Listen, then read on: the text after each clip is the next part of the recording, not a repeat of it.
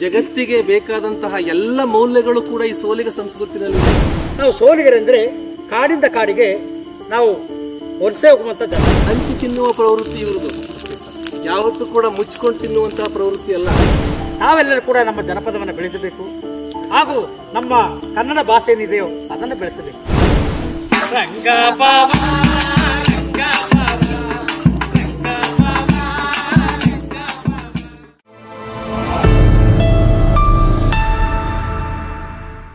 ಎಲ್ಲರಿಗೂ ನಮಸ್ಕಾರ. ನಾವು ನಮ್ಮ ಚಾಮರಾಜನಗರ ಜಿಲ್ಲೆಯಲ್ಲಿ ನಾವು ಸೋಲಿಗರಂತೇಳಿ ತುಂಬ ಜನ ವಾಸ ಮಾಡ್ತಾ ಇದ್ದೀವಿ. ಈ ಸೋಲಿಗರ ಜೊತೆಗೆ ಬೆಟ್ಟ ಕುರುಬ, ಕಾಡ ಕುರುಬ, ಜೇನು ಕುರುಬ ನಾವು ವಾಸವನ್ನು ಮಾಡ್ತಿದ್ದೀವಿ. ನಮಗೆ ತಲಾಂತರ ಬಂದರೂ ನಮಗೆ ಈ ಪ್ರಕೃತಿಯೇ ದೇವರು, ಎಂದರೆ ಕಾಡೇ ನಮಗೆ ದೇವರು. ಈ ಕಾಡಿನಲ್ಲಿ ಇರುವಂಥ ಪ್ರಾಣಿ ಪಕ್ಷಿಗಳೇ ನಮಗೆ ಗೆಳೆಯರು. ಇದೊಂದು ಕಾರ್ಯಕ್ರಮಕ್ಕೆ ಬಂದಿರುವಂಥ ನಮ್ಮ ಎಲ್ಲ ಅಭಿಮಾನಿಗಳಿಗೂ ನಮ್ಮ ಸಂಘದ ಪರವಾಗಿ ಸ್ವಾಗತವನ್ನು ಕೋರುತ್ತಾ ನಾವು ಕಾರ್ಯಕ್ರಮವನ್ನು ಪ್ರಾರಂಭ ಮಾಡ್ತಿದ್ದೀವಿ. ಹಾಗಾಗಿ ನಮ್ಮ ಈ ದಟ್ಟವಾದ ಅರಣ್ಯದಲ್ಲಿ ವಿಷ್ಣು, ಬಿಳಿಗಿರಂಗ ಸ್ವಾಮಿ, ಬಿಳಿಕಲ್ಲು ಬೆಟ್ಟ, ಬೆಳ್ಳಿ ಬೆಟ್ಟದ ಮೇಲೆ ನೆಲೆಗೊಂಡು ನಮ್ಮ ಬುಡಕಟ್ಟು ಗಿರಿಜನರಿಗೆ ಭಾವನಾದ. ನಮ್ಮ ಬುಡಕಟ್ಟು ಗಿರಿಜನರಿಗೆ ಯಾವ ರೀತಿ ಭಾವನಾದರೆ, ನಮ್ಮ ಸೋಲಿಗರಲ್ಲಿ ಹಿರೀಕ ನಾಯಕ ಸೋಲಿಗರ ಬೊಮ್ಮೇಗೌಡ ಇದ್ದ. ಆ ಬೊಮ್ಮೇಗೌಡನಿಗೆ 7 ಜನ ಹೆಣ್ಣುಮಕ್ಕಳು. ಆ 7 ಜನ ಹೆಣ್ಣು ಮಕ್ಕಳಲ್ಲಿ ಕೊನೆಯವಳಿ ಕುಸುಮಾಲೆ ದೇವಿ. ಈ ಕುಸುಮಾಲೆ ದೇವಿ ಬಹಳ ಚೆಲುವಾಗಿರ್ತಾಳೆ. ಈ ಚೆಲುವನ್ನು ನೋಡಿ ಭಗವಂತ ಕಾಡಲ್ಲಿ ಕರ್ಕೊಂಡೋಗಿ ತನ್ನ ಬಿಳಿಕಲ್ಲು ಬೆಟ್ಟ, ಬೆಳ್ಳಿ ಬೆಟ್ಟದ ಮೇಲೆ ಮಡದನಾಗಿ ಮಾಡಿಕೊಂಡ ನಂತರ ನಮ್ಮ ಬುಡಕಟ್ಟು ಗಿರಿಜನರಿಗೆ ಭಾವನಾದ. ಹಾಗಾಗಿ ನಮ್ಮ ಭಾವನಿಗೆ ಒಂದಿಷ್ಟವಾದ ಪ್ರಿಯವಾದ ಪೂಜೆ ಇದೆ. ಈ ಪೂಜೆ ಯಾವುದೆಂದರೆ ಬೇಟೆಮಣೆ ಸೇವೆ ಅಂತೇಳಿ. ಬೇಟೆಮಣೆ ಸೇವೆ ನಮ್ಮ ಸುತ್ತಮುತ್ತಲು ಬರುವಂಥ ಎಲ್ಲ ಭಕ್ತಾದಿಗಳು ಯಾವ ರೀತಿಯಲ್ಲಿ ಆಚರಣೆ ಮಾಡ್ತಾರೆ ಅಂದರೆ, ಅವರ ಜೊತೆಯಲ್ಲಿ ಬರುವಾಗ ಹಳ್ಳಿಯ ಜಾನಪದ ತಿಂಡಿಗಳನ್ನು ತರ್ತಾರೆ. ಹಳ್ಳಿಯ ಜಾನಪದ ತಿಂಡಿಗಳೆಂದರೆ ಕಾಯಿ, ಕಡಲೆಪುರಿ, ಬೆಲ್ಲ, ಒಡೆ, ಕಜ್ಜಾಯ ಎಲ್ಲ ತಂದು ಅವರ ಜೊತೆಯಲ್ಲಿ ಸಂಕುಜಗಡೆ ಬೆತ್ತವನ್ನು ತಂದು ನಮ್ಮ ಭಾವನ ಸನ್ನಿಧಾನಕ್ಕೆ ಬಂದು ಆ ತಿಂಡಿಗಳನ್ನೆಲ್ಲ ಬೆರೆಸಿ ನಮ್ಮ ಭಾವನಿಗೆ ಎಡೆಯನ್ನು ಮಡಗಿ ಒಂದು ಸಾರಿ ಸಂಕಲ್ಲಿ ಊದಿ ಲಕ್ಷ್ಮೀ ರಮಣ ಗೋವಿಂದ ಅಂತ ಹಾಕ್ತಾರೆ. ಹಾಗಾಗಿ ತಾವೆಲ್ಲರೂ ಕೂಡ ಬಂದಿದ್ದೀರಾ. ಹಾಗಾಗಿ ನಮ್ಮ ಭಾವನಿಗೆ ನಾವು ಸರಿ ಗೋವಿಂದ ಹಾಕಿ ನಾವು ಕಾರ್ಯಕ್ರಮವನ್ನು ಪ್ರಾರಂಭ ಮಾಡ್ತಿದ್ದೇವೆ. ಹಾಗಾಗಿ ನಾವು ಗೋವಿಂದವನ್ನು ಹಾಕೋಣ. ಲಕ್ಷ್ಮೀ ರಮಣ ಗೋವಿಂದ, ವೆಂಕಟ ರಮಣ ಗೋವಿಂದ, ಆಂಜನೇಯವರ ಸಿರಿ ಗೋವಿಂದ. ಆ ಪರಕ್, ಆ ಪರಕ್, ಆ ಪರಕ್, ಆ ಪರಕ್, ಆ ಪರಕ್, ಆ ಪರಕ್, ಆ ಆ ಆ ಆ. ಹಾಗಾಗಿ ನಮ್ಮ ಭಾವನೆಗೆ ತಾವುಗಳೆಲ್ಲ ಕೂಡ ತುಂಬಾ ಜೋರಾಗಿ ಗೋವಿಂದನವನ್ನು ಹಾಕಿದ್ದೀರಾ.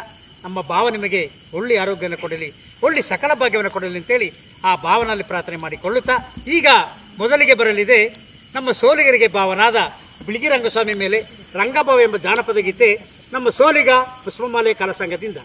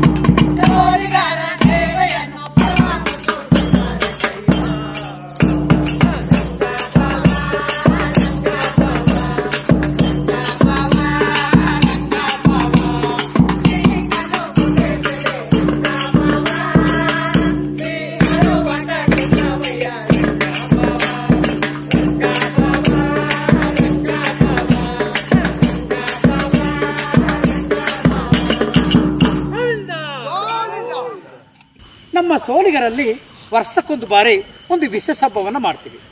ಈ ವಿಶೇಷ ಹಬ್ಬ ಯಾವುದಂದರೆ ರೊಟ್ಟಿ ಹಬ್ಬ ಅಂತೇಳಿ. ಈ ರೊಟ್ಟಿ ಹಬ್ಬವನ್ನು ನಾವು ಯಾವ ಸಂದರ್ಭದಲ್ಲಿ ನಾವು ಮಾಡ್ತೀವಿ ಅಂದರೆ, ನಾವು ಮಾರ್ಚ್ ಏಪ್ರಿಲ್ ತಿಂಗಳಲ್ಲಿ ಒಂದು ಸೋಮವಾರ ಅಥವಾ ಶುಕ್ರವಾರ ನಾವು ದಿನವನ್ನು ನಿಗದಿಪಡಿಸಿಕೊಂಡು ನಾವು ರೊಟ್ಟಿ ಹಬ್ಬವನ್ನು ಮಾಡ್ತೀವಿ. ಈ ರೊಟ್ಟಿ ಹಬ್ಬವನ್ನು ನಾವು ಎಲ್ಲಿ ಮಾಡ್ತೀವಿ ಅಂದರೆ, ತಾವು ನಮ್ಮ ಬಿಳಿಗಿರಿ ಬೆಟ್ಟಕ್ಕೆ ಬಂದರೆ ಒಂದು ಪುಣ್ಯವಾದ ಸ್ಥಳ ಹೇಳ್ತಾರೆ. ಆ ಸ್ಥಳ ಯಾವುದಂದರೆ ದೊಡ್ಡ ಸಂಪಿಗೆ ಅಂತೇಳಿ. ಆ ದೊಡ್ಡ ಸಂಪಿಗೆ ಮರಕ್ಕೆ ಸುಮಾರು 2000 ವರ್ಷಗಳ ಇತಿಹಾಸವಿದೆ. ಆ ಮರದ ಕೆಳಗಡೆ ಶಿವನ ಲಿಂಗಗಳು 101 ಲಿಂಗಗಳಿದೆ. ನಮ್ಮ ಕರ್ನಾಟಕದಲ್ಲಿ ಗಂಡು ನದಿಯಾಗಿ ಭಾರ್ಗವ ನದಿ ಹರಿಯುತ್ತೆ. ಅಲ್ಲಿ ಪರಶುರಾಮರು ತಪಸ್ಸು ಮಾಡಿದಂಥ ಸ್ಥಳ. ನಾವು ಅಲ್ಲಿ ರೊಟ್ಟಿ ಹಬ್ಬವನ್ನು ಮಾಡ್ತೀವಿ. ಈ ರೊಟ್ಟಿಯನ್ನು ನಾವು ಯಾವ ರೀತಿ ನಾವು ಮಾಡ್ತೀವಿ ಅಂದರೆ, ನಾವು ರಾಗಿಯನ್ನು ಕಲ್ಲಲ್ಲಿ ಬೀಸಿ ಈ ರೀತಿ ಬೆಂಕಿಯನ್ನು ಹಾಕಿ ನಾವು 3 ಥರದ ಕಾಡೆಲೆಗಳು ತರ್ತೀವಿ. ಅದು ಔಷಧಿ ಎಲೆಗಳು. ಈ ಎಲೆಗಳು ಯಾವುದಂದರೆ ಕೂಗೆಲೆ, ಮುತ್ತಗದೆಲೆ, ಕಲ್ಲು ಬಾಳೆ ಎಲೆ.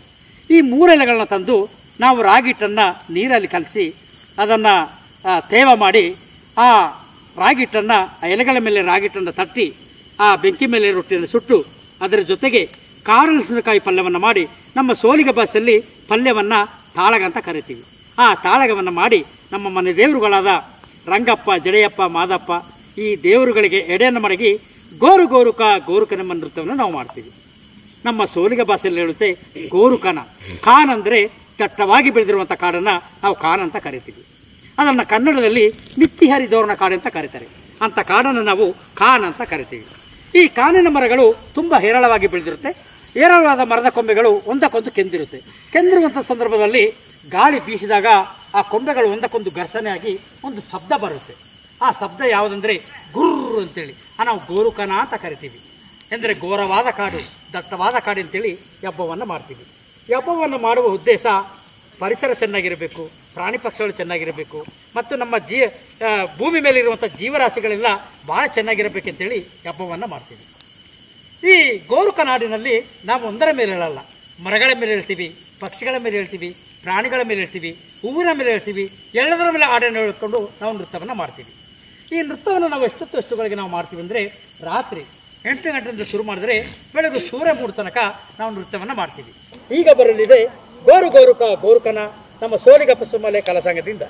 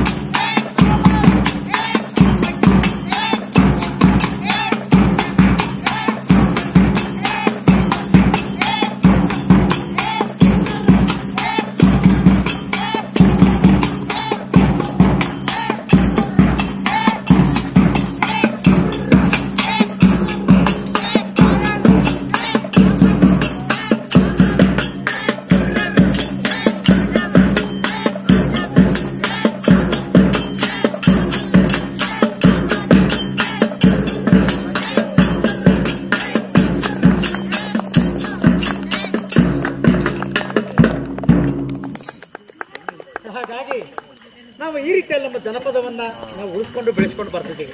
ಏಕೆಂದರೆ ಜನಪದ ಭಾಳ ಮುಖ್ಯ, ಮನುಷ್ಯನಿಗೆ ಜನಪದ ಭಾಳ ಮುಖ್ಯ, ನಮ್ಮ ಸಂಸ್ಕೃತಿ ಭಾಳ ಮುಖ್ಯ, ಹಾಗೆಯೇ ನಮ್ಮ ಭಾಷೆ ಕೂಡ ಭಾಳ ಮುಖ್ಯ.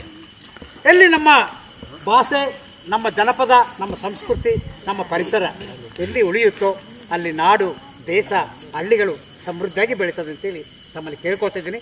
ನಾವೆಲ್ಲರೂ ಕೂಡ ನಮ್ಮ ಜನಪದವನ್ನು ಬೆಳೆಸಬೇಕು, ಹಾಗೂ ನಮ್ಮ ಕನ್ನಡ ಭಾಷೆ ಏನಿದೆಯೋ ಅದನ್ನು ಬೆಳೆಸಬೇಕು, ಹಾಗೂ ನಮ್ಮ ಸೋಲಿಗ ಭಾಷೆ ಏನಿದೆಯೋ ಅದನ್ನು ನಾವು ಬೆಳೆಸ್ಕೊಳ್ಬೇಕು. ನಮ್ಮ ಸೋಲಿಗರಲ್ಲಿ ಸುಮಾರು ಒಂದು 60 ವರ್ಷದ ಅನುಭವವನ್ನು ನಾವು ತೆಕ್ಕೊಂಡ್ರೆ, ನಮ್ಮ ಸೋಲಿಗರೆಲ್ಲ ಬೇರೆ ಬೇರೆ ದೊಡ್ಡ ದೊಡ್ಡ ಕಾಡಲ್ಲಿ ವಾಸ ಮಾಡ್ತಿದ್ದು. ನಮ್ಮ ತಾಯಿ ತಂದೆಗಳು, ನಮ್ಮ ಅಜ್ಜದಿರು, ನಮ್ಮ ತಾತಿಂದಿರು ಎಲ್ಲ ಬೇರೆ ಬೇರೆ ಕಾಡಲ್ಲಿ ವಾಸ ಮಾಡ್ತಿದ್ದು.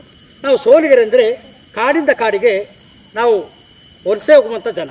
ವರ್ಷಕ್ಕೊಂದು ಬಾರಿ ಈ ಕಾಡಲ್ಲೊಂದು ಸಾರಿ ನಾವು ವ್ಯವಸಾಯವನ್ನು ಮಾಡಿ ಅಲ್ಲಿ ಜೀವನ ಕಳೆದ್ರೆ, ಅಲ್ಲಿ ಯಾರೊಬ್ಬರಿಗೆ ಕಾಯಿಲೆ ಬಂದುಬಿಟ್ರೆ ಆ ಕಾಡನ್ನು ಬಿಟ್ಟು ಮತ್ತೊಂದು ಕಾಡಿಗೆ ಹೋಗಿ ನಾವು ಜೀವನವನ್ನು ಮಾಡ್ತಿದ್ವಿ. ಈಗ ತಮ್ಮ ಮುಂದೆ ಬರಲಿದೆ ಮತ್ತೊಂದು ನೃತ್ಯ, ಗೌಜಲಕ್ಕಿ ನೃತ್ಯ. ಈ ಗೌಜಲಕ್ಕಿ ಒಂದು ಪಕ್ಷಿ, ಅದು ಬೇಸಿಗೆ ಸಂದರ್ಭದಲ್ಲಿ ಆ ಪಕ್ಷಿಗಳು ತುಂಬ ಇರ್ತವೆ.